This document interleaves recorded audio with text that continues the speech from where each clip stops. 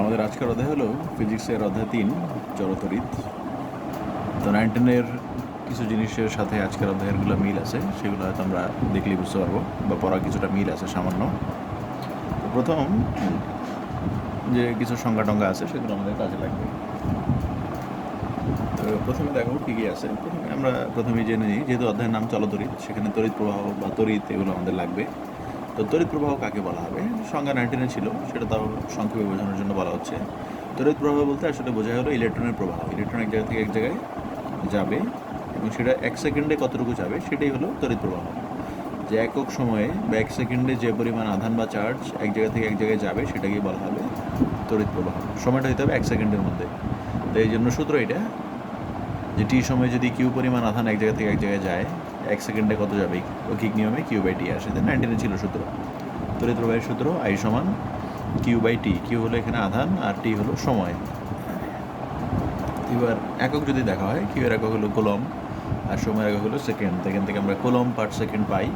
তো কুলম্ব পার সেকেন্ডকে আসলে একক হিসেবে ব্যবহার করা হয় না, একক হিসেবে ব্যবহার করা হয় হলো অ্যাম্পিয়ার। এই জন্য এ লেখা হয়। তড়িৎ প্রবাহের একক আমরা জানি অ্যাম্পিয়ার এককে ব্যবহার করা হয়। তো অ্যাম্পিয়ার সংজ্ঞা তোমাদের জানতে হবে, অ্যাম্পিয়ার কী জিনিস। তো যদি কখনো আসে পরীক্ষায় যে 20 অ্যাম্পিয়ার বলতে তুমি কী বোঝো, আসতেই পারে যে 20 অ্যাম্পিয়ার বলতে পরীক্ষায় আসলো 20 অ্যাম্পিয়ার এটা মানে কি, তাহলে তোমাকে বলতে হবে 1 সেকেন্ডে 20 কুলম্ব আধান প্রবাহিত হয়। যদি বলে 10 অ্যাম্পিয়ার, সেকেন্ডে 1 সেকেন্ডই থাকবে, চার্জ হবে 10 কুলম্ব। মানে এখানে সময়টা সবসময় 1 সেকেন্ড হবে আর আধানটাই হলো এখান থেকে। তো যদি বলে 200 অ্যাম্পিয়ার, মানে 1 সেকেন্ডে 200 কুলম্ব আধান এক জায়গা থেকে এক জায়গায় প্রবাহিত হয়, এরকম এইভাবে শিখে নিতে হবে। এরপর কিছু জিনিস দরকার, 19-এই ছিল ওগুলো, প্রথম দিকের আলোচনাগুলো এই টাইপেরই, প্রথম 2-1টা পেজের। তড়িৎচালক শক্তি ছিল। তড়িৎচালক শক্তি হলো বর্তনীতে আমরা যে শক্তি দিয়ে থাকি, এই যেখানে একটা ব্যাটারির চিহ্ন দেওয়া থাকে, ব্যাটারিতে আমরা চিনি প্লাস, বড় হাতের চিহ্নটা প্লাস আর ছোটোটা হলো মাইনাস। তো এখানে প্লাস মাইনাস চিহ্ন দেওয়া থাকবে, যেটা এটাকে আমরা বলি ব্যাটারি, বা এটাকে বলা হয়, এটা থেকে আমরা যে শক্তি পাই এখানে কারেন্ট প্রবাহ হওয়ার জন্য, এটাই বলা হয় তড়িৎচালক শক্তি। সংজ্ঞা আছে, সংজ্ঞা অন্যভাবে ছিল যে 1 কুলম্বের একটা আধানকে এক বিন্দু থেকে ঘুরিয়ে আরেক বিন্দুতে আনতে গেলে যে কাজ করতে হয় সেটাকে বলা হয় তড়িৎচালক শক্তি। তো সেই সংজ্ঞায় আমরা এখন যাচ্ছি না। সংজ্ঞা হলো এখানে যে বর্তনীতে যে পরিমাণ শক্তি আমরা এই ব্যাটারি থেকে দিব, সাপ্লাই দিব, সেটাকে বলা হবে তড়িৎচালক শক্তি। বা এখানে আমরা ই মানে আসলে ভোল্টও বলা হয় তড়িৎচালক শক্তি, বা এটাকে ভোল্টেজও বলা হয়। এই যে আমরা এটাকে ই দিয়ে প্রকাশ করি। তো 19-টা শুধু ছিল, দেখো তোমাদের যদি মনে থাকে, ওই প্রমাণ আর এখানে দেখানো হচ্ছে না, এখানে শুধু সূত্রটাই দেখানো হচ্ছে যে একটা বর্তনীর বাইরে যে আরকে বলা হয় বাইরের রোধ বা বাহ্যিক রোধ। আর একটা রোধ থাকে ব্যাটারির নিজস্ব, যে কোনো ব্যাটারি বা তড়িৎচালক কোষের একটা নিজস্ব রোধ থাকে, এটাকে আমরা বলি ছোটো হাতের আর, এটাকে অভ্যন্তরীণ রোধ বলে। তো এই রোধটাকে দেখা যায় না, এটা যেমন রোধ দেখা যায়, রোধের চিহ্ন, ছোটো আরটাকে তুমি চোখে দেখতে পারবে না, সাধারণত এই মানটা লিখে দেখে, এখানে আর এর মানটা মান লিখে দেয়, আর না থাকলে আর এর মান ধরতে হবে 0।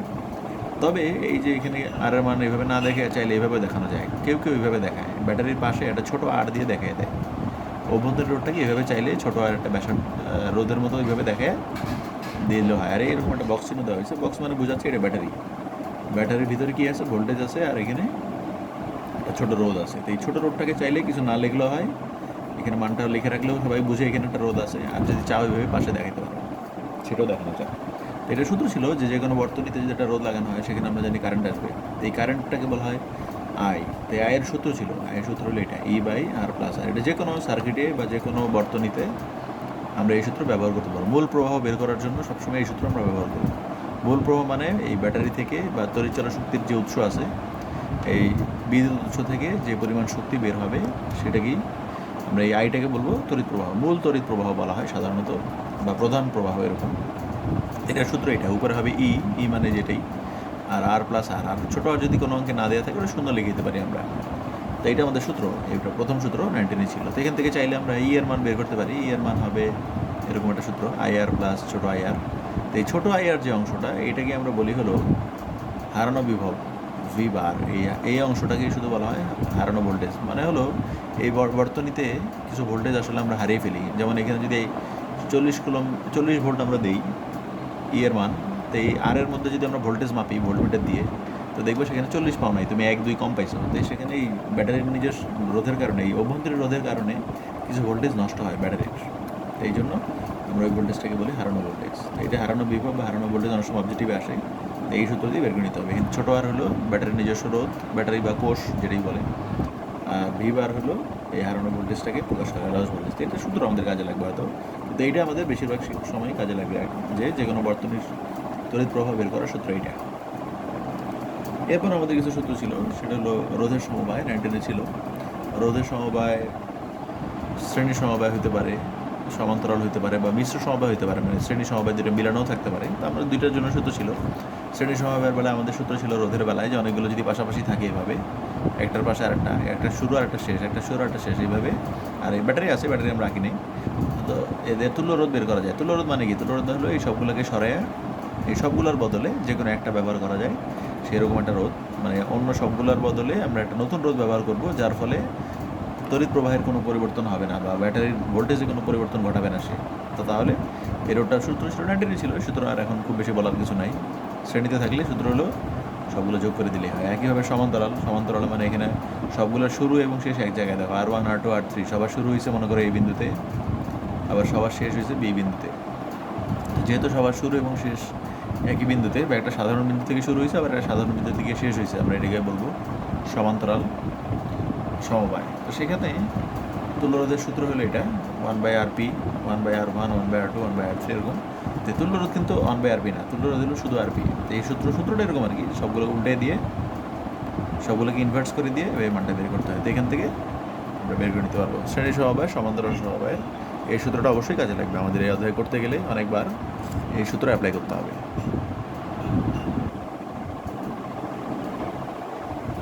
তো এরপর আমাদের যেটা লাগবে, রোধের সমবায় শিখলাম আমরা কিছুক্ষণ আগে, এখন হলো কোষের সমবায়। এটা তো আমাদের কাছে নতুন একদম, এটা আগে কখনোই ছিল না।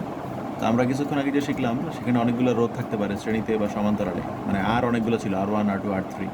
তো এখন এরকম যদি হয় যে রোধ একটাই আছে কিন্তু ব্যাটারি অনেকগুলো হয়ে গেছে, এবং ব্যাটারিগুলো শ্রেণীতে আছে, অনেকগুলো সমান্তরালে আছে, এরকম যদি কখনো থাকে, তখন কীভাবে হয়? কোষের সমবায় মানে এগুলোকে আমরা, এই যে একটা কোষ, এগুলো একটা ছোট কোষ, আর পুরোটাকে বলা হয় একাধিক কোষকে বলা হয় ব্যাটারি। যদি আমরা বোঝানোর জন্য এটাকে একটা ব্যাটারি উচ্চারণ করি, তো এগুলো একটা কোষ। তো এখানে দেখো আমার এই উদাহরণে এখানে কয়টা কোষ আছে, আমরা ধরে নিব এখানে এন সংখ্যক কোষ আছে। এন সংখ্যক মানে এখানে লেখা হয় নাই, এন মানে হলো আমরা এখানে একটা দুইটা তিনটায় দেখাইছি, এরপরে ডট ডট দেওয়া আছে। ডট ডট দেওয়া আছে মানে এখানে আরও কিছু সংখ্যক কোষ আছে। তো অনেকগুলো কোষ যদি থাকে এবং এরা যদি শ্রেণীতে থাকে, তখন এখানেও তোমরা একটা কারেন্ট পাবো। ব্যাটারি থেকে তো আমরা জানি কারেন্ট বের হয়, তো এই কারেন্টের মানটা কত হবে? তো সেই কারেন্টটাকে বা মূল কারেন্টের মানটা কত হবে, সেটা আমরা যে সূত্র দিয়ে বের করবো সেটাই। তো কিছুক্ষণ আগের যে সূত্র ছিল, কিছুক্ষণ আগে আমাদের সূত্র ছিল এটা, সূত্র ছিল তড়িৎ প্রবাহ বের করা, I সমান E/, ছোট আর প্লাস বড় আর। এটা হলো আমাদের একটা সূত্র ছিল। যদি একটা রোধ থাকে, একটা তড়িৎচালক শক্তি থাকে, ছোট রোধ থাকে, তাহলে এই সূত্রটা ছিল। এখন আমাদের কথা হলো এখান থেকে এবার অনেকগুলো ভোল্টেজ আছে বা অনেকগুলো তড়িৎচালক শক্তি আছে, অনেকগুলো ব্যাটারি বা অনেকগুলো কোষ, এন সংখ্যক। তো তখন সূত্রটা কী হবে? তখন সূত্র দেখো আগেরটাই লিখছি। এখানে IS মানে সিরিজের বেলায়, শ্রেণী সমবায়ের বেলায়, কোষের শ্রেণী সমবায়ের বেলায় যে কারেন্টটা বের হবে সেটার কথা বলা হচ্ছে এখানে IS। তো এখানে সূত্র কি? সূত্র হবে আগেরটার মতোই, দেখো ই আছে, আর আছে, ছোট আর আছে, কিন্তু এখানে এন দিতে হবে। এন কোথায় কোথায় হবে? এই তড়িৎচালক শক্তির মধ্যে এন হবে সূত্রে, আর এই ছোট আরের সাথে একটা এন হবে, এটা আমাদের সূত্র। তো এই সূত্র থেকে তোমাদের এটা মনে রাখতে হবে। যদি এনের মান দেওয়া থাকে 10টা ব্যাটারি, তাহলে এনের মান 10 বসাই দিবা, দুই জায়গায় উপর নিচে। তো এই সূত্র আমরা এভাবে করে ফেলতে পারবো। তবে খেয়াল করতে হবে এখানে আমাদের যে সূত্র, সেই সূত্রে ই এর মানগুলো সব একই রকম হইতে হবে, আর এর মানগুলো সবগুলো একই রকম হইতে হবে, তবেই এই সূত্র ব্যবহার করা যাবে। একই রকম না হলে আবার এই সূত্র হবে না, অন্য কোনো সূত্র আছে আরও। এটা হলো যদি অনেকগুলো ব্যাটারি থাকে শ্রেণী সমবায়ে এবং এদের মানগুলো যদি সমান হয় সবার, ই এর মান এবং ছোট আর এর মান, তাহলে এই সূত্রটা বসাই দেওয়া যাবে। এখানে এন আর এখানে এন। আর যদি সমান্তরালে হয়, যেমন দেখো এখানে ব্যাটারিতে সমান্তরাল দুইটা দেখানো হয়েছে আর নিচে আরেকটা দেখানো হয়েছে। তো অনেকগুলোর কোষ যদি এবার সমান্তরালে যুক্ত থাকে, তবে এখানেও একটা কারেন্ট পাওয়া যাবে। তো সেই কারেন্টটাকে আমরা নাম দিলাম আইপি। আইপি মানে এখানে প্যারালালের বেলায়, সমান্তরালের ক্ষেত্রে। তো সূত্র দেখো এটার সাথে এটার পার্থক্যটা কোথায়? এখানে এনই আছে, এখানেও এনই আছে। এখানে আর ছিল, এনের সাথে আর ছিল, এখন বড় আরের সাথে এন হবে। এই বড় আরের সাথে এন দিয়ে আইপি এর সূত্রটা বসাই দিতে হবে। এটাই আইপি এর সূত্র। দুইটার মধ্যে পার্থক্য হলে একটাতে ছোট আরের সাথে এন আর একটাতে বড় আরের সাথে এন। এইটুকুই মুখস্থ রাখতে হবে। আর এন কি? এন হলো কয়টা এখানে কোষ আছে সেটা বসাই দিলেই মানটা পেয়ে যাবে। এরপর কিছু 19-এর সূত্র আছে যেগুলো আমাদের ছিল, সেগুলো তোমাদের মনেও আছে, তারপরে একবার এখানে লাগবে দেখে লেখা হয়েছে। বিদ্যুৎ ক্ষমতা, এটাকে পি দিয়ে প্রকাশ করা হয়। তো ক্ষমতার কিছু সূত্র ছিল, VI আবার ভি ইকুয়াল টু আই আর ওহমের সূত্র ছিল, সেখান থেকে এইটা পাওয়া গেছিলো। মানে এগুলো সূত্র মনে আছে হয়তো 19-এর সবার। V equal to VI, V এর বদলে আবার আই আর বসানো যায়, V equal to I R, তো আই আর বসালে এখানে আই স্কোয়ার আর চলে আসবে, অথবা আই এর বদলে ভি বাই আর লেখা যায়, এটাও আসতে পারে। তো এগুলো সূত্র চারটাই তোমাদের মনে আছে হয়তো 19-এ ছিল, সেখানে হবে ক্ষমতা সূত্র, এই চারটার যে কোনো একটা হতে পারে। আর আমরা জানি শক্তি সূত্র কি, শক্তি সূত্র হলো W equal to V Q, এটার সূত্র আছে 19-এ ছিল, এগুলো আর এখানে দেখানো হচ্ছে না। বা যে পিটি, ডব্লিউ ইকুয়াল টু পিটিও আমরা সূত্র লিখতে পারি, 19-এ ছিল, ডব্লিউ ইকুয়াল টু পিটি যদি সূত্র হয়, মানে ক্ষমতাকে টাইম দিয়ে গুণ করলে ওটা কাজ পাওয়া যায়। তো এখানে পি এর মানগুলো যদি বসাই দিই, পি এর মান এখানে বসাই দিলে ভিআইটি হয়, পি এর মান এটা বসালে এটা হয়, মানে একই কথা, পিকে এই মানগুলোকে টি দিয়ে গুণ করে দিলেই সেগুলো ডব্লিউ সূত্র হয়ে যাবে। এগুলো ছিল 19-এ, এগুলো আর এখন বলা হচ্ছে না। এই দুটার সূত্রটা তোমরা সেখানে লিখে হবে, নর্মাল কাজে ব্যবহার করতে হবে, বিভিন্ন অঙ্কে এটা লাগবে। এরপর যেটা লাগবে আমার, এটাও তোমাদের কিছু ছিল 19-এ, যে দৈর্ঘ্যের সূত্র। দৈর্ঘ্যের সূত্র রোধের নির্ভরশীলতা, যে রোধ কী কী বিষয়ের উপর নির্ভর করে। তো রোধ আমরা জানি দৈর্ঘ্যের উপর নির্ভর করতে পারে, আর প্রস্থচ্ছেদের ক্ষেত্রফলের উপর নির্ভর করতে পারে, তারপর আরও কিছু আছে, তাপমাত্রা, তারপর উপাদানের উপর নির্ভর করতে পারে। সেটা আমাদের এখন দরকার নেই, আমাদের দরকার হলো শুধু এই দুটো সূত্র। সূত্র ভাষায় ইকুয়েশন দিয়ে যে সূত্র, এই দুটো হলো একটা দৈর্ঘ্যের সূত্র। তো দৈর্ঘ্যের সাথে রোধের যে সম্পর্ক, সেটা সম্পর্কটা কেমন, সেটা হলো, তো ধরে নাও দুইটা তার আছে আমার, একটা হলো বড় তার, একটা হলো ছোট তার, একটা এ আর একটা বি তার। এই দুইটা তারের মধ্যে আমরা যদি আমরা বলি এ তারের দৈর্ঘ্যটা ছোট, এই জন্য এটা রোধ কম হবে, আর বি তারের রোধ সংখ্যা কি, রোধ মানে হলো বাধা দিবে আর কি। তো এই বি তারটা বড় হওয়ার কারণে সে বেশি বাধা দিবে, তো এই তারে বাধা বেশি হবে।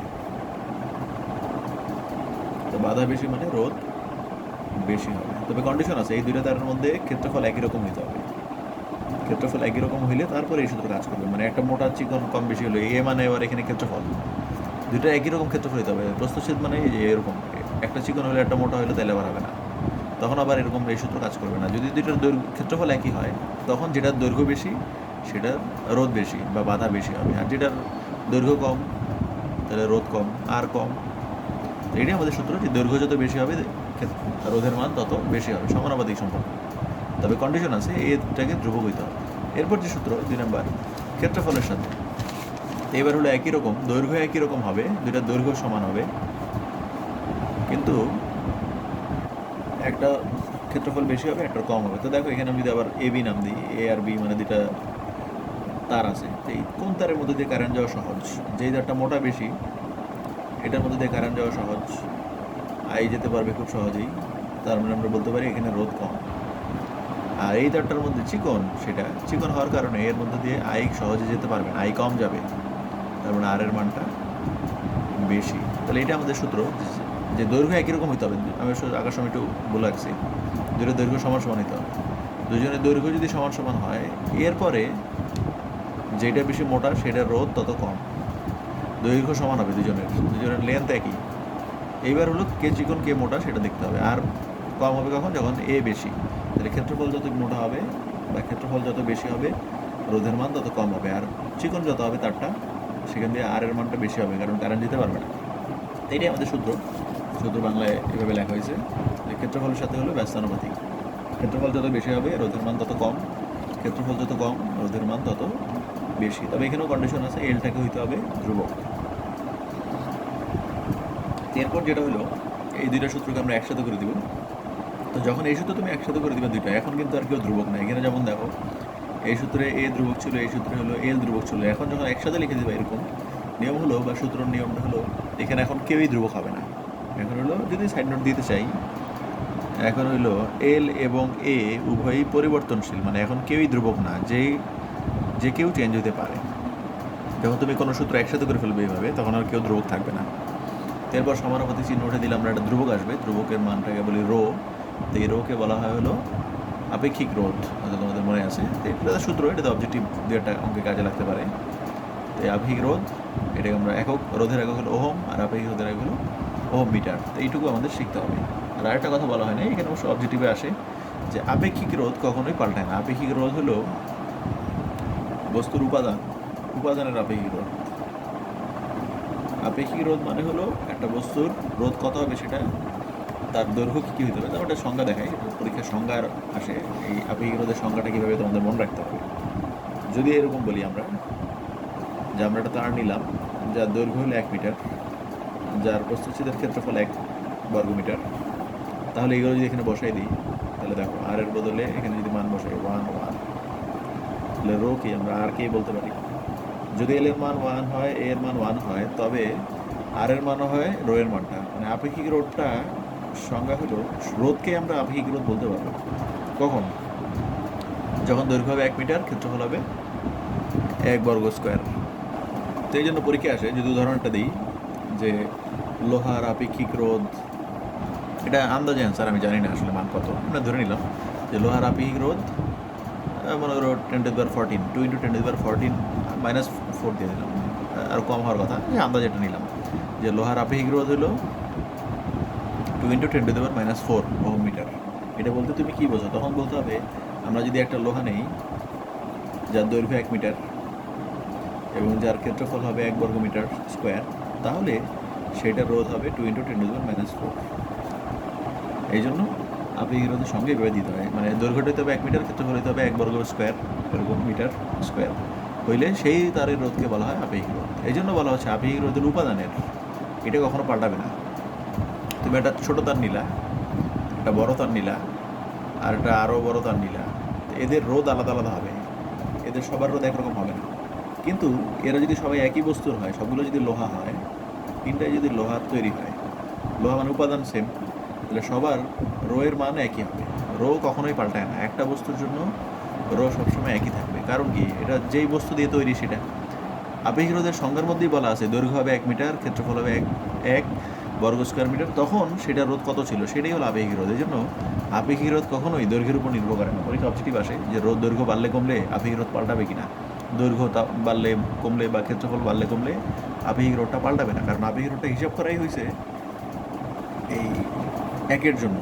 এই জন্য আপেক্ষিক রোধ শুধুমাত্র উপাদানের উপর নির্ভর করে, উপাদান পাল্টাই গেলে তখন আপেক্ষিক রোধ পাল্টায়। আপেক্ষিক রোধ কখনোই দৈর্ঘ্য বাড়লে কমলেও পাল্টাবে না, কারণ এই আপেক্ষিক রোধটা বের করা হয়েছে 1 মিটার হিসাব করে, যে 1 মিটার যখন নিয়েছিলাম তখন কত ছিল, এই জন্য এইটা আসবে। পরীক্ষা যদি অবজেক্টিভ আসতে বানানোর সময় যে দৈর্ঘ্য যদি আমরা রদ্দ করে ফেলি তাহলে আপেক্ষিক রোধ কী হবে, আপেক্ষিক রোধ আগের মতোই থাকবে, আপেক্ষিক রোধ কখনোই পাল্টাবে না। আপেক্ষিক রোধটা হলো শুধুমাত্র উপাদানের উপর নির্ভর করে। এখন বলতে পারো লোহা যদি আমরা নিই, যে একটা লোহা নিলাম আর একটা নিলাম হলো তামার, তখন আপেক্ষিক রোধ পাল্টাবে, কারণ দুই রকম বস্তু হয়ে গেছে। একটা নির্দিষ্ট বস্তুর জন্য একটাই আপেক্ষিক রোধ। ঘনত্বের মতো তোমরা এইভাবে মনে রাখতে পারো। যদি আমি বলি লোহার ঘনত্ব হলো, আমরা মনে করো তো এক্সাক্ট মনে নেই, 12,000 ধরলাম, 12,000 kg/m3, ওটা লোহার ঘনত্ব। তা আমরা যদি এখন একটা ছোটো লোহা নেই, তার ঘনত্ব কিন্তু এটাই থাকবে, যদি বিশুদ্ধ হয় আর কি। আর একটু বড় লোহা নিলেও তার ঘনত্ব এটি থাকবে, কারণ কি, ঘনত্ব হিসাব করা হলো একের জন্য। এরকম ছোটো লোহা নিলে এটা ঘনত্ব পাল্টাই যাবে না, বড় লোহা নিলেও এটা ঘনত্ব পাল্টাই যাবে না, এরকম। এইটা একটু মনে রাখতে হবে, অবজেক্টিভে আসে। তো এটাতে অঙ্ক হয়তো খুব বেশি নাই, এইটুকুই যে দৈর্ঘ্য রোধের যে সূত্র ছিল 2টা, সেগুলো এখানে বলা হলো। তো এরপর আমাদের যেটা দরকার একটা সূত্র, এটা নতুন, জুলের তাপীয় ক্রিয়ার সূত্র।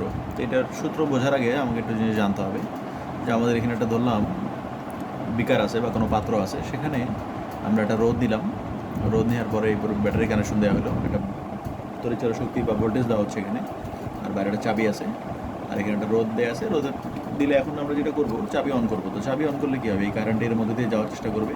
তো যাওয়ার চেষ্টা করলে রোধের কাজ কি আমরা জানি, এই তারের মধ্যে দিয়ে যাওয়ার সময় বাধাপ্রাপ্ত হবে। তো বিদ্যুৎ শক্তি যখন বাধাপ্রাপ্ত হবে, তখন বিদ্যুৎ শক্তি এখানে তাপশক্তিতে রূপান্তরিত হবে। তাপশক্তিতে রূপান্তরিত হয়ে সেখানে তাপশক্তি উৎপন্ন করবে, বা এই পানিটা বা এখানে যদি অন্য কোনো তরল পদার্থ থাকে সেটা আস্তে আস্তে উত্তপ্ত হবে। ঘটনাটা তাই। তাহলে আমরা যেটা বলবো এখানে, যে বিদ্যুৎ শক্তি আমরা যদি এখান থেকে সাপ্লাই দিই, তাহলে এখানে তাপশক্তি উৎপন্ন হবে। তো বিদ্যুৎ শক্তি আমরা দিব, আর রোধের মধ্যে দিয়ে যাওয়ার সময় বাধাপ্রাপ্ত হওয়ার কারণে সেখানে তাপশক্তির রূপান্তর হবে এবং তাপশক্তি উৎপন্ন হবে। তো এই তাপশক্তি উৎপন্ন হবে কী পরিমাণ, বা তার একটা সূত্র, সেই সূত্রগুলো খুবই সহজ, বা এমনি আমরা ব্যাখ্যা করতে পারি। তো এখান থেকে সূত্র দেওয়া হয়েছে, 3টা সূত্র দিয়েছে বিজ্ঞানী জুল, এটাকে তাপীয় ক্রিয়া বলা হয়। তাপীয় ক্রিয়া মানে এটাই, এই ছবি থেকেই যে সূত্রটা এরকম। প্রথম সূত্র হলো তড়িৎ প্রবাহের সূত্র, যে এইচ কি, এখানে এইচ মানে হলো এখানে যে পরিমাণ তাপশক্তি উৎপন্ন হবে সেটি হলো এইচ। তো এইচের সংজ্ঞার মধ্যে প্রথমে বলা আছে সূত্রের মধ্যে যে এইচ সমানুপাতিক হবে আই স্কোয়ার, মানে আই যত বেশি হবে, আমরা যত বেশি কারেন্ট দিব এখান থেকে যত বেশি বেশি কারেন্ট পাঠাবো, তত বেশি বেশি এখানে শক্তি উৎপন্ন হবে, তাপশক্তি উৎপন্ন হবে। তো এটাই সূত্র। এখানে কন্ডিশন আছে আবার আর এর মান এবং টি এর মানটা ধ্রুবক হইতে হবে, মানে আর এবং টি মানে রোধ এবং সময়টা হইতে হবে ধ্রুবক। একইভাবে হলো 2 নম্বর সূত্র, রোধের সূত্র।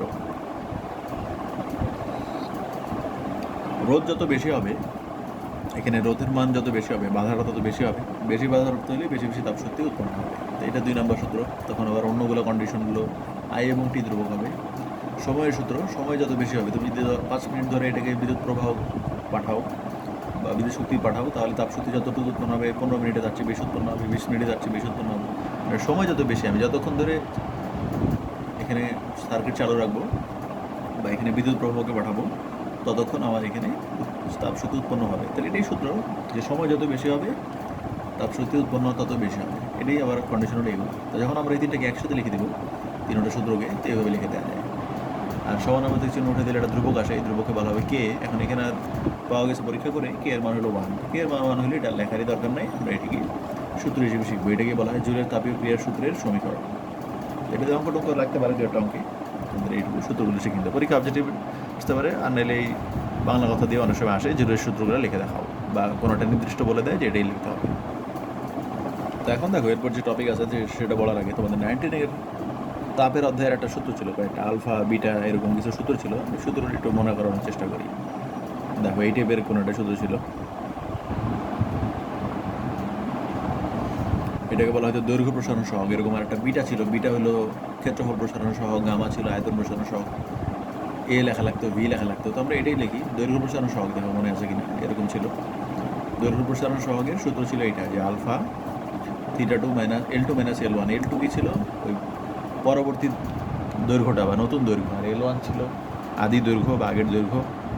θ1 ছিল আগের তাপমাত্রা, θ2 হলো পরের তাপমাত্রা। এরকম এটা আগের তাপমাত্রা। তো এখান থেকে চাইলে আবার আমরা সূত্র লিখছিলাম L1 গুণটুন করলে এরকম, এখান থেকে আমরা L2 বের করতাম, L1 1 প্লাস আলফা θ2 মাইনাস θ1। এরকম একটা সূত্র ছিল, হয়তো তোমাদের যদি মনে থাকে, মনে না থাকলেও কোনো সমস্যা নেই, এটা জাস্ট আছে এই জন্য জানানো হলো। তো দৈর্ঘ্য প্রসারণ সহগ এটা ছিল এরকম, আলফা সূত্র ছিল এরকম। L2 হলো পরবর্তী দৈর্ঘ্য, এটা হলো আদি দৈর্ঘ্য, আর এটা আগের তাপমাত্রা, এটা পরের তাপমাত্রা, এরকম। তো এইটা থেকেই আমাদের এটার সূত্র আছে আজকে একটা। এটা হলো L2 আর L1 আমরা আগের পরের এভাবে না লিখে আমরা এভাবে লিখবো আর থিটা এবং আর নট। 1 মানে আগের, তো এটা আমরা 0 ডিগ্রির সময় যেটা সেটাকে ধরলাম আর নট। আর এই যে L2 মানে থিটা ডিগ্রির জন্য সেটা, আবার L1 মানে আর নট, আর θ2 মাইনাস θ1, তাহলে একটা থিটা আর একটা হলো 0। তো ওই সূত্রটার মতোই এই জন্য এই দৈর্ঘ্য প্রসারণ সহগের সূত্রটা লেখানোর উদ্দেশ্য হলো যাতে বুঝতে পারো যে এটা 19-এর সূত্রটা থেকেই ওরকম সূত্রটা এখানে আসছে। এটা প্রমাণ আমাদের দরকার নেই, শুধু এইটুকু জানলেই হবে। এখানে এই আলফাটাকে বলা হবে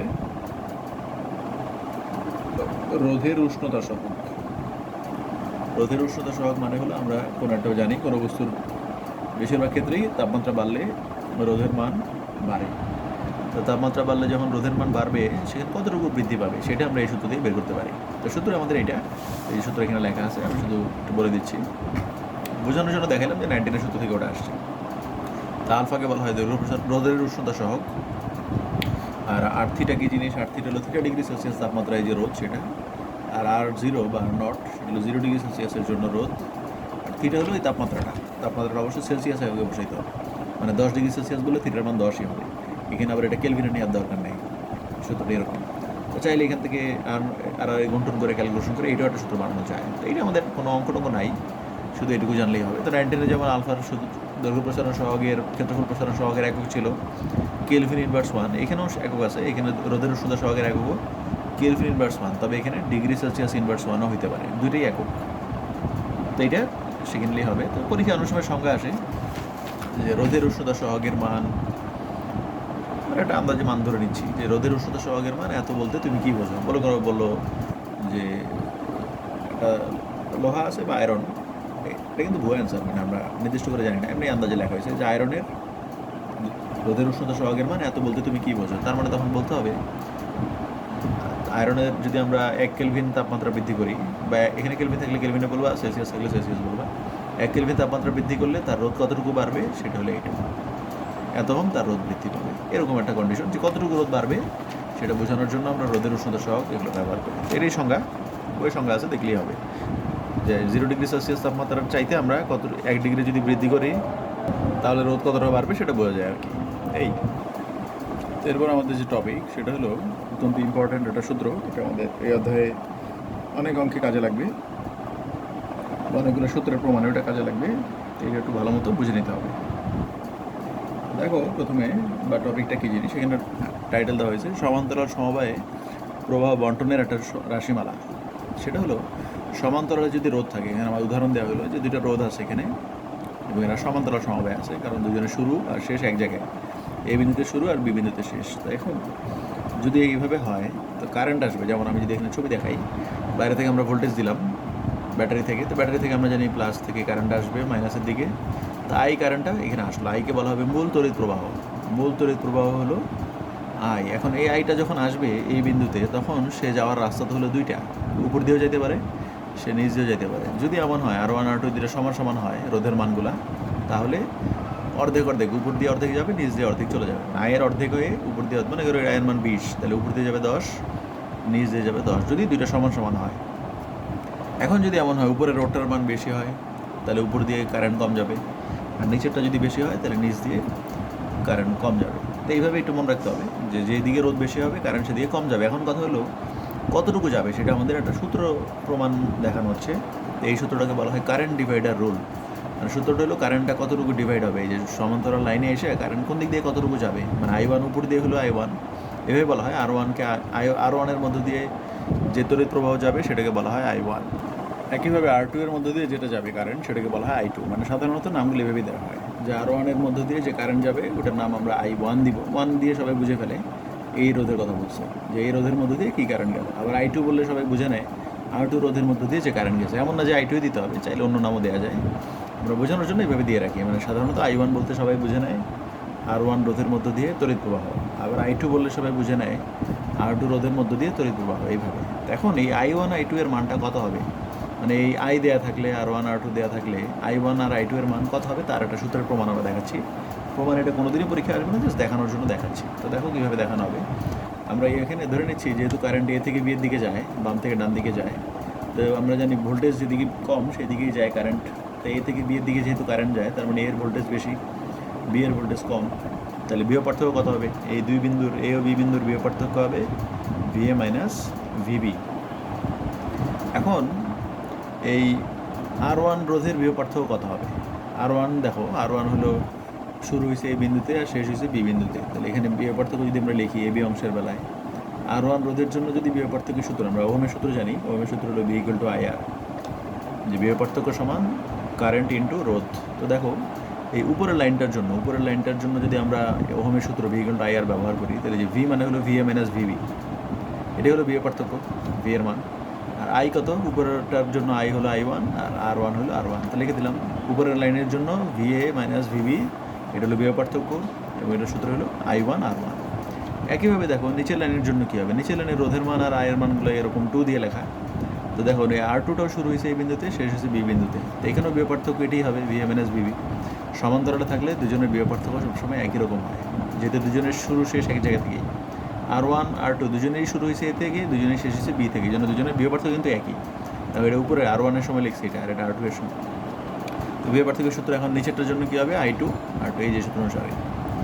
তার মানে ওহমের সূত্র অনুসারে উপরেরটা নিচেরটা দুই লাইনের জন্য আমরা সূত্র লিখলাম, ওহমের সূত্র। তো দেখলাম দুজনের বাম পাশ তো মিলে গেছে, তার মানে ডান পাশও মিলবে, তার মানে I1 R1 I2 R2 দুটো সমান হবে। এখন এখান থেকে আমরা চাইলে R1 আর R2কে এক পাশে নিয়ে আসো, এটা হয় I1 by I2 R2 by R1। এখন যেটা করবো এটাকে যোজন করে দাও। যোজন মানে হলো নিচে যেটা আছে সেটা উপরে যোগ করে দেবে, বা যদি কেউ যোজন করতে সমস্যা মনে হয় শুধু যোজন আর কি, তো যোজন করতে সমস্যা হলে দুই পাশে 1 নিয়ে আসলেও হবে। এখানে একটা 1 দিলা +1, এখানে একটা +1 দিলা, তাইলেও এটা চলে আসবে। তো যোজন মানে হলো নিচে যেটা আছে উপরে ওটাকে উপরে যোগ করে দিবা, তো তাই করে দিলাম। এখন দেখো চিত্র থেকে আমরা বলতে পারি I1 আর I2 এর যোগফলটাকে আমরা কি বলতে পারি, I1 আর I2 এর যোগফল হলো I। আমরা এটাও বলতে পারি I সমান হলো I1 + I2, কারণ I1 আর I2 কোত্থেকে আসছে, I থেকেই আসছে, আইটা এসে দুই লাইনে ভাগ হয়ে গেছে, তার মানে I সমান I1 + I2। মানে এগুলো কিন্তু আমাদের সাইড নোট, এগুলো কিন্তু অঙ্কের কোনো অংশ না, বোঝার জন্য কাজে লাগবে। এখন কী কী বসালাম দেখো, I1 আর I2 এখানে রেখে দিলাম, তো এখান থেকে আমরা উল্টে দিব, উল্টে দিয়ে I2 এর মানটা বের করে নিব, I2 এর মানটা পাওয়া যায়। তো এই যে I1 আর I2 এর যোগফলটাকে আমরা I লিখে দিতে পারি, এটাই আমাদের সূত্র, আমাদের শিখতে হবে শুধু এই সূত্রটাই। একইভাবে দেখো এখানে আমরা কী করছিলাম, I1 আর I2 বের করার পরে যোজন করে দিয়েছিলাম। এখন যদি আমরা উল্টে নিই, I2 বা I1 লিখি, তো এটা উল্টে দিলাম, আর এটার পরে এখানে না এসে আমরা এদিকেও আসতে পারি, উল্টে দিলাম। উল্টে দিয়ে যদি আবার যোজন করি, তাহলে এখান থেকে আমরা I1 এর সূত্র পাবো। I1 এর সূত্র হলো এরকম। তো এই সূত্রটাই আমাদের দরকার। আমি আগেই বলছিলাম যে আমাদের I1 আর I2 কত হবে সেটার একটা সূত্র দরকার। এই সূত্র দুটাকেই বলা হয় কারেন্ট ডিভাইডার রুলের ফর্মুলা। যে এই কারেন্ট ডিভাইডার রুল কোনটা, সেই I1 I2 কত হবে সেটা এই সূত্র দিয়ে আমরা বের করতে পারি। তো সূত্র কীভাবে মনে রাখবো, দেখো বাংলায় মনে রাখতে হবে সূত্রটা। এভাবে মনে রাখার চেয়ে ভালো হয়, সমান্তরাল দুটো লাইন আছে, একটা R1 আর একটা R2। তো দেখো যখন তুমি I1 বের করবা, I1 মানে উপরের লাইনের রোধ, কারেন্টটা, তো নিচে কী হবে, নিচে দেখো দুটো রোধের যোগফল, মানে এই দুই লাইনের রোধের যোগফল R1 এবং R2 নিচে, এটা নিচে হচ্ছে। আর উপরে কী হবে, একটা I হবে, I মানে মূল কারেন্ট। আর যখন তুমি I1 বের করতেছো, তখন দেখো R2 লিখছি, R2 মানে হলো অন্য লাইনের রোধটা লিখছি। তুমি যে লাইনের কারেন্ট বের করবা সেটা না, অন্যটা হবে। দেখো এখানেও তাই, যখন তুমি I2 বের করতেছো, মানে নিচে লাইনের কারেন্ট, নিচে দেখো একই জিনিস R1 + R2, এখানেও R1 + R2, এখানেও I। পার্থক্যটা কোথায়, যখন তুমি এখানে 2 বের করছো তখন এখানে R1, যখন 1 বের করছো এখানে 2।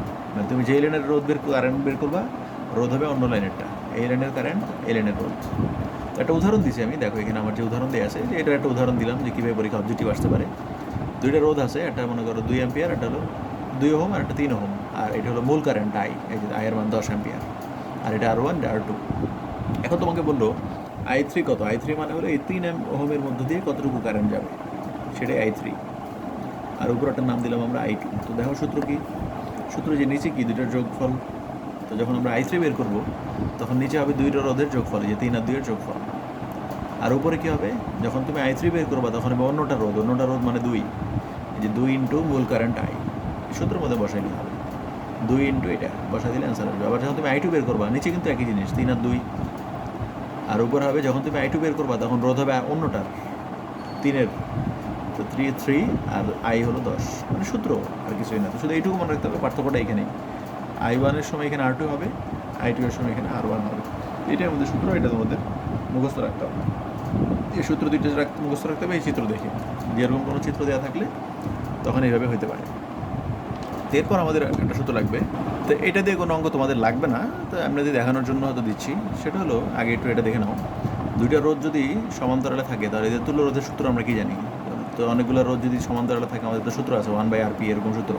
তো দেখো দুইটা রোধ যদি সমান্তরালে থাকে, R1 R2, তো এদের তুল্য রোধ বের করার সূত্র হলো এটা, 1/RP সমান 1/R1 + 1/RP। তো আমি বলছিলাম তুল্য রোধ কিন্তু আমাদের 1/RP না, তুল্য রোধ হলো RP।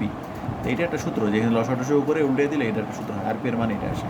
তো এইটা তোমরা একটু মুখস্থ রাখবা, কারণ এটা হলো অনেক সময় কাজে দেয়, খুব দ্রুত অঙ্ক করার সময় এটা কাজে দিবে। সেটা হলো, দুইটা সমান রোধ থাকলে সমান্তরালে এদের তুল্য রোধ কত হবে সেটা আমরা খুব সহজেই বের করতে পারি। যেমন এখানে আছে 6 ওহম, এখানে আছে 3 ওহম।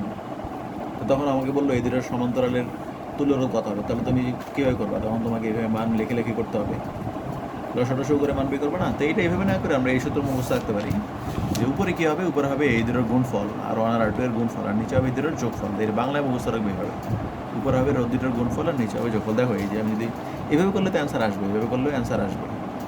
কিন্তু আমরা যদি এইভাবে লেখে লসাগু করা ক্যালকুলেট হচ্ছে, এটা খুব দ্রুত হয়। দুইটা রোধের বেলায় তার সূত্র কি, উপরে হলো দুটোর গুণফল আর নিচে হলো দুটোর যোগফল। তো দেখো একবারে অ্যান্সার চলে আসে, সরাসরি RP বের হয়ে যায়। যদি এরকম থাকে, একটাতে থাকলো হলো 60, একটাতে হলো 30, তাহলে RP এর মান হবে গুণফল ডিভাইডেড বাই যোগফল। এইভাবে খুব দ্রুত হয়, সেই জন্য তোমাদের কিছু কিছু অঙ্কে এটা কাজে লাগবে। আর যদি দুটো সমান হয়, এটা 60, এটাও 60, তো এটাও মনে রাখতে হবে। তো এদের তুল্য রোধের মান, RP এর মান হবে অর্ধেক, মানে দুটো যদি একই রকম হয় অ্যান্সার হয়ে যাবে অর্ধেক। তো এইটুকু শেখার জন্যই যে কোনো ক্ষেত্রে আমাকে খুব দ্রুত তুল্যরোধ বের করার জন্য এই শর্টকাট টেকনিকটা ব্যবহার করতে হবে। যে দুইটা যদি থাকে, এদের তুল্যরোধ কীভাবে বের করবে, দুটো গুণফল ডিভাইডেড বাই যোগফল, এরকম। যেমন আরও বিভিন্ন রকম থাকতে পারে, তো সেইভাবে আমরা শিখে নিলেই হবে। যেমন এরকম থাকতে পারে, একটা হলো 12 ওহম, একটা হলো 6 ওহম। তো এটা তুল্যরোধ কত হবে সেটা তো ক্যালকুলেটর দিয়ে করতে হবে। তো আমরা এইভাবে করলে খুব দ্রুত হবে, গুণফল বাই যোগফল, এই সূত্র। তো এইভাবে মান বের করে নিলে খুব দ্রুত সমান্তরালে তুল্য ধারা করতে হবে। এটা কিন্তু দুইটার জন্য, তিনটার জন্য না। দুইটার হইলে এই সূত্রটা আমরা ব্যবহার করতে হবে, তিনটা হইলে আবার এই সূত্র না, তিনটা হইলে আলাদা সূত্র আছে, অথবা তুমি ক্যালকুলেটর দিয়ে করো। তো এই দুইটা সূত্রটা আমাদের একটু কাজে লাগবে। তো সেটা হলো যে দুইটা সমান্তরাল লাইন থাকলে সেখানে কারেন্টের মান কত হবে সেটা আমরা এই সূত্র দিয়ে বের করতে পারি। এখন আমার প্রশ্ন হলো, আমরা যে কিছুক্ষণ আগের যে সূত্রটা শিখলাম I1 এবং I2 এর, তো সূত্রটা কেমন ছিল? সূত্র ছিল নিচে হবে দুই লাইনের রোধের যোগফল, এখানেও তাই, R1 + R2, উপরে হবে I, উপরে হবে I। আর এখানে যখন তুমি I2 বের করতা তখন সেই লাইনের রোধটা না, অন্য লাইনের রোধ। আর যখন I1 বের করতে তখন হলো অন্য লাইন, দ্বিতীয় লাইনের রোধ। এটাই আমাদের সূত্র ছিল কারেন্ট ডিভাইডার রুল। দুইটার জন্য, দুইটা রোধ থাকলে, সমান্তরালে দুইটা রোধ থাকলে তখনকার জন্য এটা, যে R1 R2 থাকলে। এখন কথা হলো যদি তিনটা থাকে তখন আমরা এই সূত্রটা কীভাবে লিখব? তিনটা থাকলে যেটা হবে, দেখো এখানে যে উদাহরণ দেওয়া হয়েছে, তিনটা আছে যখন, তখন আমরা এই সূত্রটা কীভাবে ব্যবহার করবো? তো সূত্র আগের মতোই হবে। দেখো বেসিক সূত্র আগেরটাই থাকবে। আগের সূত্র কী ছিল? I সমান নিচে হবে দুই লাইনের রোধের যোগফল, আর উপরে I, এইটুকু তো ঠিক থাকবে সবার বেলায়। আর এখানে হবে অন্য লাইনের রোধ।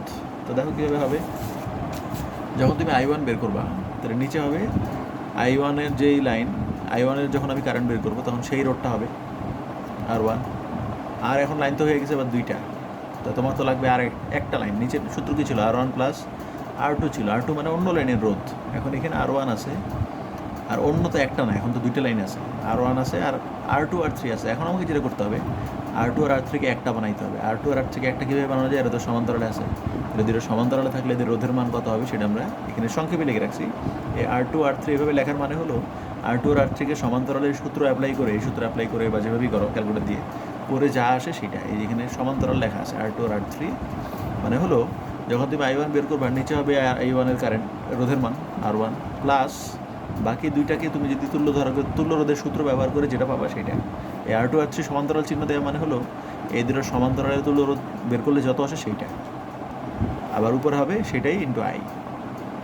যখন তুমি I2 বের করবা, মাঝখানের লাইনের কারেন্ট বের করবা, তাহলে এখানে রোধ হবে R2, আর বাকি দুই লাইন কোনটা? তাহলে R1 আর R3, সেখানে হবে R1 R3 এর তুল্য রোধ ইন্টু I। যখন তুমি I3 বের করবা তখন I3 এর রোধটা হবে সাথে বাকি দুইটা লাইন R1 আর R2, R1 R2 এর তুল্য রোধ, R1 R2 এর তুল্য রোধ। মানে সূত্র কিন্তু আমাদের এটাই, অরিজিনাল যে সূত্র ছিল I1 I2 এর, সেই সূত্রটাই কিন্তু তিনটার জন্য এইভাবে বানানো হয়েছে। তোমাদের এটা না শিখলেও হবে, কারণ এটা তিনটা দিয়ে তোমাদের বইয়ে কোনো অঙ্ক নাই। জাস্ট দেখানোর জন্য দেখাইলাম যে তিনটা হইলে আমরা কীভাবে করতে পারি চাইলে। তিনটা হলে এই সূত্র দিয়ে আসলে করা লাগে না, আমরা অন্য কোনো সূত্র, আরও সূত্র আছে, সেই ওহমের সূত্র দিয়ে বা অন্য কোনো সূত্র দিয়ে করা যায়। জাস্ট একটা উদাহরণ দেওয়ার জন্য যে দুইটা থাকলেও যেমন সূত্র হয়, তিনটা হলে এরকম সূত্র লেখা যায়। তোমরা এটা দেখলে দেখতে পারো। মনে রাখার নিয়ম হলো তুমি যে লাইনে কারেন্ট বের করবা নিচে হবে সেই লাইনের রোধ প্লাস অন্য লাইনের রোধ। অন্য লাইন বলতে অন্য একটা লাইন, এখন একটা না থাকলে দুইটাকে একটা বানিয়ে নিতে হবে। এই যে R1 নিলাম আর R2 R3-কে একটা বানিয়ে নিতে হবে, সেটা উপরে হবে ইন্টু I। আবার I2 যখন বের করবা I2 এর রোধ প্লাস বাকি দুইটা রোধ এভাবে বানিয়ে নিতে হবে। এইভাবে মনে রাখলে হবে আর কি। সূত্র এটাই। ইচ্ছা যদি কেউ শিখতে না চাও কোনো সমস্যা নেই, আর এটাতে কোনো অঙ্ক আসলে নাই, আমরা এটা শিখলেই চলে। এটা তোমাকে অবশ্যই শেখা লাগবে। আর I1 আর I2 দুইটার জন্য যেটা সেটা শিখে নিলেই হবে। তো এখন যে টপিকটা দেখানো হবে এটা হলো আজকের দিনের সবচেয়ে ইম্পর্টেন্ট টপিক। এটাতে অঙ্ক আসবেই। এটা একদম নতুন, এটা তোমাদের কখনোই ছিল না, এটা একবারই নতুন মনে হবে। তো দেখো টপিকটা কেমন। টপিকের নাম হলো হুইটস্টোন ব্রিজ, মানে এটা একজন বিজ্ঞানীর নাম অনুসারে। আর ব্রিজ মানে হলো ওখানে আমরা অনেকগুলো কানেকশন দেবো। ব্রিজ মানে কি? অনেকগুলো লাইন কানেকশন হবে বা জোড়া লাগবে এরকম। কী কী হবে দেখো, আমরা এখানে 4টা রোধ নিব।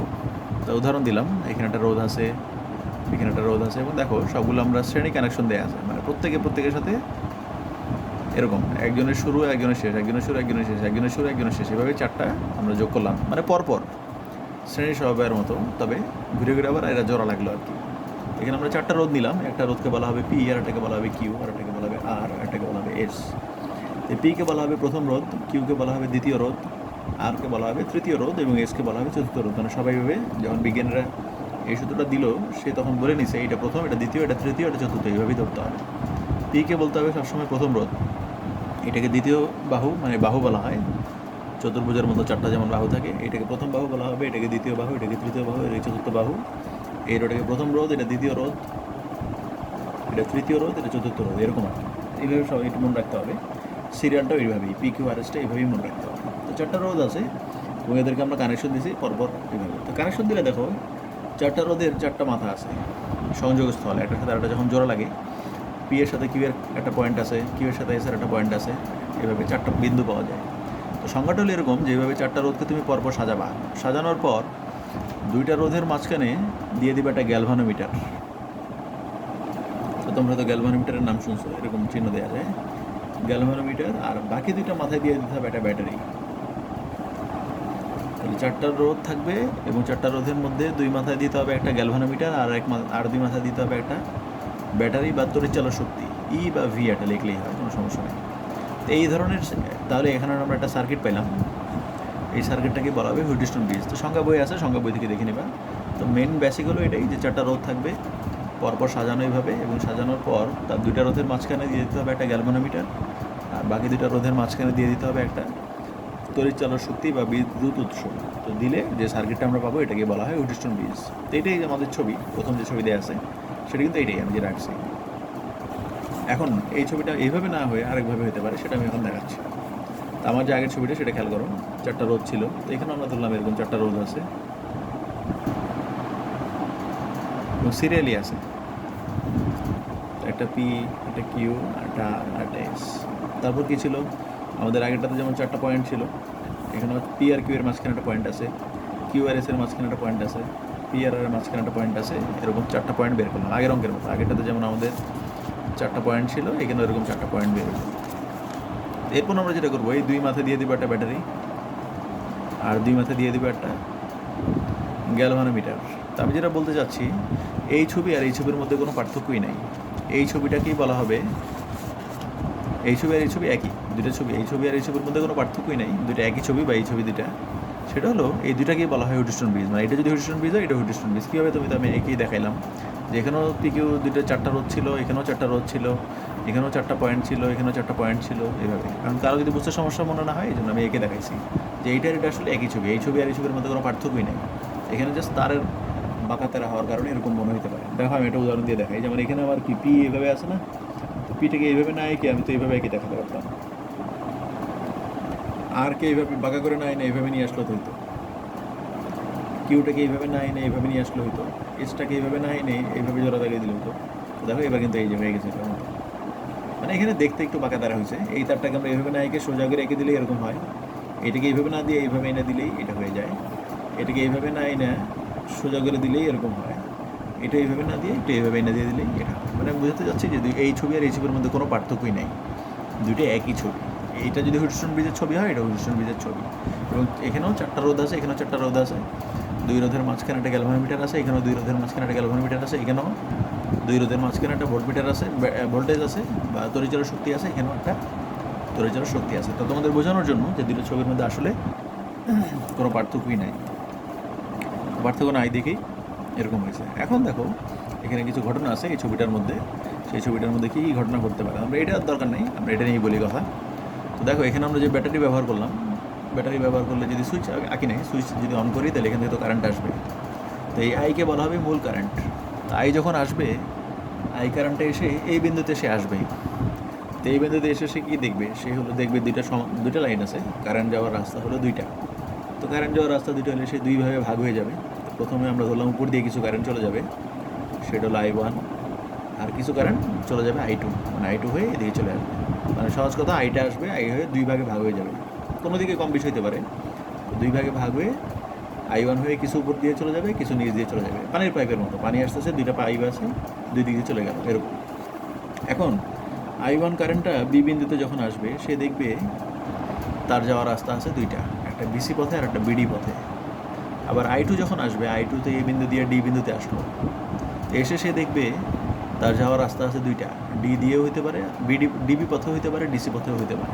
এখন প্রশ্ন হলো, এই I2 এখানে এসে বসে আছে, দেখলো যাওয়ার রাস্তা 2টা, I1 এখানে এসে দেখলো বি বিন্দুতে যাওয়ার রাস্তা 2টা। এখন কারেন্ট কোন দিক দিয়ে যাবে সেটাই আমাদের একটু বুঝতে হবে, এই ঘটনাটা আমাদের একটু ব্যাখ্যা করতে হবে। এখন দেখো বি বিন্দুর ভোল্টেজ যদি বেশি হয়, আমরা জানি ভোল্টেজ যেদিকে বেশি সেদিক থেকে কম, কারেন্ট সবসময় বেশি থেকে কমের দিকে যায়। মানে ভোল্টেজ বেশি থেকে কমের দিকে, তড়িৎ প্রবাহ সবসময় বেশি থেকে কমের দিকে যায়। ভোল্টেজ বেশি থেকে কম যেদিকে, কমের দিকে কারেন্টটা যায়। এখন বি বিন্দু এবং ডি বিন্দু, 2টা বিন্দু আছে, যদি এমন হয় বি বিন্দুর ভোল্টেজটা বেশি, মানে যদি বি বিন্দুর ভোল্টেজ বেশি হয়, এটার ভোল্টেজ কম, তাহলে যেটা হবে, এখানে আসার পরে কিছু কারেন্ট এদিক দিয়ে চলে আসবে, কিছু কারেন্ট বি থেকে ডি এর দিকে আসবে, আর বাকি অংশগুলা বিসি পথে চলে যাবে। আর যদি এমন হয় ডি বিন্দুর ভোল্টেজটা বেশি, I2 এখানে আসলো, এসে দেখলো ডি বিন্দুর বিভব বেশি বি এর চাইতে, তাহলে কিছু কারেন্ট এদিক দিয়ে যাবে। বিডি এটার ভোল্টেজ বেশি, এটার ভোল্টেজ কম, তাহলে ডি এর ভোল্টেজ বেশি হওয়ার কারণে কিছু কারেন্ট ডি থেকে বি এর দিকে যাবে। তাই সেটা আমরা নাম দিছি আইজি। আইজি মানে এখানে গ্যালভানোমিটারের কারেন্ট। তাহলে I2 এসে ডি বিন্দু হয়ে ডিবি পথে কিছু কারেন্ট গেল, আর বাকিগুলো এই দিক দিয়ে নিচ দিয়ে চলে গেল, মানে দুটো লাইনে চলে গেল। আমরা আগে বলছিলাম যে এখানে I1 এসে দেখবে রাস্তা দুইটা, I2 এসেও দেখবে এখানে রাস্তা দুইটা আছে। এখন কে কোন দিক দিয়ে যাবে? যদি বি বিন্দুর ভোল্টেজ বেশি হয় তাহলে I1 থেকে কিছু কারেন্ট নিচের দিকে এসে পড়বে, আর বাকিগুলা I3 হয়ে এদিক দিয়ে চলে যাবে। আর যদি এমন হয় ডি বিন্দুর ভোল্টেজ বেশি হয়, ডি বিন্দুর ভোল্টেজ বেশি হলে I2 এসে সেখান থেকে I2 থেকে কিছু অংশ এদিক দিয়ে চলে যাবে বি এর দিকে, আর বাকিগুলা ডি থেকে সি এর দিকে চলে আসবে। তো এইটাই আমাদের বোঝানোর উদ্দেশ্য যে বিভিন্ন ভোল্টেজ কম বেশি হইলে বি বিন্দু এবং ডি বিন্দুর বিভব যদি কম বেশি হয়, বিভব পার্থক্য যদি থাকে এদের মধ্যে, তাহলে কারেন্ট নিচ দিয়েও আসতে পারে, উপর দিয়ে আসতে পারে, মানে যে কোনো নিচ থেকে উপরের দিকে বা উপর থেকে নিচের দিকেও আসতে পারে।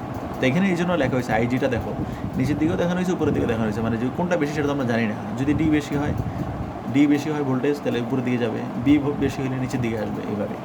তো এই চারটাকে কন্ডিশনটাকে দেখানো হয়েছে। এখন যদি এমন হয়, আর এখানে আমরা জানি গ্যালভানোমিটারের কাজ হলো যদি সেখানে কারেন্ট থাকে বা তড়িৎ প্রবাহ হয়, সে কাটা নড়াচড়া করবে। তো যদি এদিক দিয়ে বি থেকে ডি এর দিকে বা ডি থেকে বি এর দিকে কোনো কারেন্ট যায়, তাহলে গ্যালভানোমিটারের কাটা নড়াচড়া করবে। এখন যদি এমন হইতো বি বিন্দু এবং ডি বিন্দুর বিভব দুজনের সমান, বি বিন্দু এবং ডি বিন্দুর বিভব যদি সবসময় সমান হয়, তখন কী হবে? বিভব পার্থক্য বিভব যদি দুইটার সমান হয়, তার মানে এখানে কোনো বিভব পার্থক্যই নাই। তো বিভব পার্থক্য না থাকলে কোনো কারেন্টই আসলে যাবে না। তখন যেটা হবে, I1 এসে এদিক দিয়ে আর কোনো কারেন্ট আসবে না, বা I2 এসে এদিক দিয়ে কোনো কারেন্ট আসবে না। I2 এসে পুরোটাই এদিক দিয়ে চলে যাবে, I1 এসে পুরোটাই এদিক দিয়ে চলে যাবে। মানে আমি যেটা বলতে চাচ্ছি, বি আর ডি বিন্দুর মধ্যে যদি কোনো বিভব পার্থক্য না থাকে, তার মানে দুটার বিভব যদি সমান হয়, তাহলে এদিক দিয়েও আসবে না কারেন্ট, এদিক দিয়েও আসবে না, মানে এই লাইনটা আসলে কোনো কাজই করবে না, এদিক দিয়ে কোনো কারেন্টই আসা যাওয়া করবে না। যার ফলে যেটা হবে, এই গ্যালভানোমিটারের কাটায় কোনো নড়াচড়া দেখা যাবে না। গ্যালভানোমিটারের কাটা নড়াচড়া না করা মানে আমরা ওটাকে বলবো এখন ব্রিজটা ভারসাম্যে চলে আসছে। এটা আমাদের মনে রাখতে হবে যে হুইটস্টোন ব্রিজের ভারসাম্য অবস্থা বলতে কী বোঝায়? যখন এই দুই বিন্দুর ভোল্টেজ সমান হবে, তখন এই আইজি এর মান শূন্য হবে। আইজি মানে হলো এই কারেন্ট, এই দিকে কোনো কারেন্টই যাবে না, সেই জন্য এটা শূন্য হবে। এবং এই অবস্থাটাকে বলা হবে হুইটস্টোন ব্রিজের ভারসাম্য অবস্থা। এইটা তোমাদের মনে রাখতে হবে যে হুইটস্টোন ব্রিজের সংজ্ঞা পরীক্ষায় আসে। আর ভারসাম্য নীতি বলতে কী বোঝো? যে ডি বিন্দুর ভোল্টেজ বেশি হলে ডি থেকে বি এর দিকে কারেন্ট যাবে, আর যদি বি বিন্দুর ভোল্টেজ বেশি হয়, বি থেকে ডি এর দিকে কারেন্ট আসবে। আর যদি দুটো সমান সমান হয়, তার মানে এইটা আসলে কোনো কাজই নেই, এটা কোনো কাজ করবে না তখন। আর দুটোর ভোল্টেজ সমান হয়ে গেছে, তার মানে ভোল্টেজ দুটো সমান, এই জন্য এই আইজি এর মান শূন্য হবে, মানে এখানে আমরা কোনো কারেন্ট পাবো না এবং ব্রিজটি ভারসাম্যে থাকবে। এরপর যেটা হলো, আমরা এখন এটাকে ভারসাম্যে কীভাবে আনবো সেটা তো বুঝলাম, যে এটার ভোল্টেজ যদি সমান হয়, তাহলে এদিক দিয়ে কোনো কারেন্ট যাবে না। এখন আমরা এটা নিজেরা কীভাবে তৈরি করবো সেটাই একটা শর্ত আছে, যে আমরা ভারসাম্য আনার শর্তটা কি, এর রোধগুলোর মান কেমন হইতে হবে। এটা একটা প্রমাণ আছে বই 1-1.5 পেজের, এটা আমাদের কোনো দরকার নেই। সূত্রটা হলো এটা, যে এই বি আর ডি বিন্দুর ভোল্টেজ আমরা কীভাবে সমান করতে পারি, বা আইজি এর মান শূন্য কীভাবে আমরা পেতে পারি, সেটা করার জন্য একটা শর্ত আছে। শর্তটা হলো এটা, সেটা হলো এই পি আর কিউ এর অনুপাত, আর কিউ এবং আর এবং এস এর অনুপাত এটা সমান হইতে হবে। সমান হইলেই এরা ভারসাম্যে থাকবে। একটা উদাহরণ দিই, তাহলে বুঝতে সুবিধা হবে। পি এর মান যদি এমন হয়, পুরো টাকার দরকার না, আমরা যদি সংখ্যায় দেখাচ্ছি। পি যদি হয় 6 ওহম, এটা যদি হয় 12 ওহম, তাহলে এটা যদি 18 ওহম হয়, এটা 36 হইতে হবে। দেখো এটার কত গুণ? 12 2 গুণ, তাই এটার দ্বিগুণ হইতে হবে। মানে এই অনুপাত, এটার অনুপাত 2, এটার অনুপাত 2। তাহলে এইভাবে মনে রাখতে হবে যে এটাকে আমরা, তাইলে যেটা হবে, মানে এইভাবে যদি আমরা রোধ সেট করতে পারি, অটোমেটিক এদিক দিয়ে কোনো কারেন্ট যাবে না, যদি আমরা এই রোধগুলো এইভাবে সাজাতে পারি। তো এটাই আমাদের শর্ত। পরীক্ষায় অঙ্ক আসবে, আমি যখন অঙ্ক করাবো দেখবো, এটাতে অনেক অঙ্ক আছে। কীভাবে আমরা একটা হুইটস্টোন ব্রিজকে ভারসাম্যে আনতে পারি, সেটা হলো পি কিউ আর এস এর শর্তটা কী? শর্তটা হলো এটা, যে পি আর কিউ এর অনুপাত এবং আর এবং এস এর অনুপাত সবসময় সমান হতে হবে। যদি এটা আমরা সমান করতে পারি, তাহলে অটোমেটিক এই আইজি এর মানটা শূন্য হয়ে যাবে, তার মানে বি আর ডি বিন্দুর ভোল্টেজ শূন্য হয়ে যাবে, তার মানে ব্রিজটা ভারসাম্যে চলে আসবে। আর যদি কখনো এই সূত্র আমরা না মানে, তখন মনে করবা যে কারেন্ট এদিক দিয়ে আসতে পারে, এদিক দিয়ে আসতে পারে, কোনো একটা দিক দিয়ে আসতেই পারে। এইভাবে এই সূত্রটা আমাদের অ্যাপ্লাই করতে হবে। তো এই সূত্রের মধ্যে কোনো পার্থক্যই নেই, এখানেও তাই। কারেন্ট এসে কিছু দিক দিয়ে আসতে পারে, এদিক দিয়ে আসতে পারে। যদি এই দুই বিন্দুর ভোল্টেজ সমান হয়, তাহলে এদিক দিয়ে কোনো কারেন্ট আসা যাওয়া করবে না। কারেন্ট আসা যাওয়া না করলে, এদিক দিয়ে কোনো কারেন্ট আসা যাওয়া না করলে, তখন আইজি এর মান শূন্য হবে। তো এটা আমরা কীভাবে করতে পারি? এই দুটোর অনুপাত আর এই দুটোর অনুপাত সবসময় সমান। মানে এই সূত্রটা মুখস্থ রাখতে হবে। এখানে পি মানে প্রথম বাহুর রোধ, কিউ মানে দ্বিতীয় বাহুর রোধ, আর মানে তৃতীয় বাহুর রোধ, এস মানে চতুর্থ বাহুর রোধ। এইভাবে সবগুলো মনে রাখতে হবে। এই সূত্র আজকে এই সবগুলো সূত্র তোমাদের শিখে নিতে হবে, পরে যখন অঙ্ক করানো হবে ওটার সময় কাজে লাগবে।